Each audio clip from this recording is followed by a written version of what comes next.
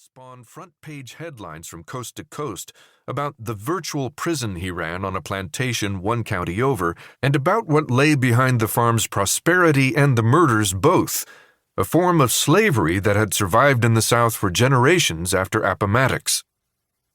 Each day's paper brought new details of the slaughter, new glimpses of the brutal months and years the victims endured before meeting their ends. The revelations tore at America's faith in its own virtue.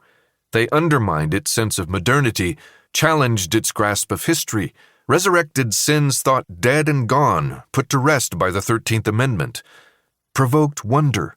How could such things happen here, in the Empire State of the South?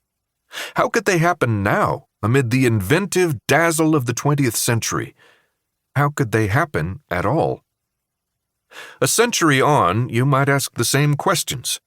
The whole business remains incredible, the more so because it has so faded from memory.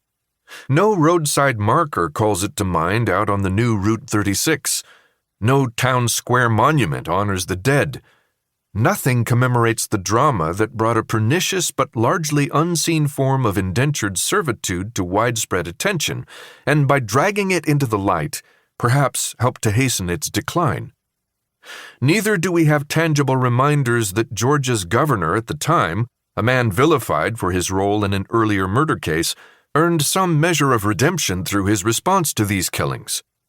Nor that, while doing so, he allied with two African-American activists who rank among the 20th century's ablest generals in the long and continuing battle for racial justice. About the only memorial to those clamorous days is here, in an out-of-the-way corner of a sparsely populated county in central Georgia, at the end of an abandoned dirt road, at the decrepit remains of Man's Bridge. It seems too tranquil a setting for the lessons it offers. That the past lurks close, that we haven't learned as much as we think we have, that maybe we never do. Crickets and birdsong fill the air. Fish leap. The bridge's old metal bakes hot in the sun. The river swirls like syrup around its legs. 1. A January weekday at the U.S. Post Office and Courthouse in downtown Atlanta, today the home of the 11th Circuit U.S. Court of Appeals, but in 1921 a busy warren of federal offices. Two special agents of the United States Department of Justice's Bureau of Investigation, the forerunner of today's FBI, were working at their desks on the third floor when up walked a black man named Gus Chapman. 39 years old and worn for his age, Chapman told the agents that he had been living in Atlanta the previous spring when he was picked up on a loitering charge. Fined $5, unable to pay it, he was facing hard labor on the chain gang when a young farmer approached him in the jail. "Come home with me," he said, "and you can work out your fine there. You'll be happy you did. It'll be like a home to you." And so Chapman accompanied Hewlin Williams home to Jasper County in the cotton country 40 miles southeast of the city and to a sprawling plantation owned by Williams's father.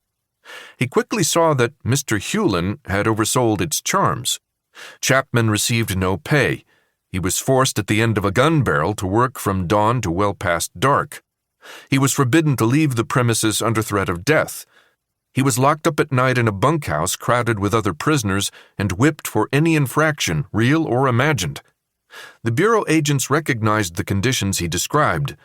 Gus Chapman had been held in peonage. That word has fallen out of use and today is unknown to many Americans, if not most.